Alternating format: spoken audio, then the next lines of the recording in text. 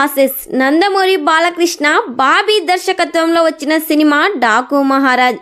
ఈ సినిమా జనవరి 12 ప్రేక్షకుల ముందుకు వచ్చింది. ఈ సినిమా సంక్రాంతికి హిట్ బొమ్మ అనిపించుకుంది. డాకు మహారాజ్ ఇప్పటికే 160 కోట్ల క్లబ్లో చేరిన బాలయ్య బాబు 11వ రోజు కలెక్షన్స్ ఏ విధంగా వచ్చాయో చూద్దాం. ఈ సినిమా మొత్తంగా తెలుగు రాష్ట్రాలలో 67.30 కోట్ల బిజినెస్ అయితే చేసుకుంది. డాకు మహారాజ్ లాభాల బాట పట్టాలంటే 85 కోట్ల షేర్ 170 కోట్ల బ్రేక్ ఈవెన్ అయితే రీచ్ కావాలి.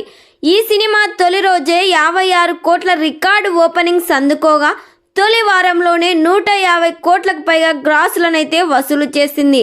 తెలుగు రాష్ట్రాలు ఓవర్సీస్లో బ్రేక్ ఈవెన్ మార్క్ క్రాస్ చేసిన ఈ సినిమా ఇతర భాషల్లో కూడా విడుదల చేస్తున్నారు. ఇప్పటికే తమిళనాడులో రిలీజ్ అయిన డాకు మహారాజ్ మంచి హోల్డ్నైతే చూపిస్తుంది. అటు జనవరి 24 నుంచి హిందీలోనూ ఈ సినిమా విడుదల చేయనున్నారు. ఈ సినిమాలో బాలయ్య బాబు హిందీ వర్షన్కు డబ్బింగ్ చెప్పడం విశేషం.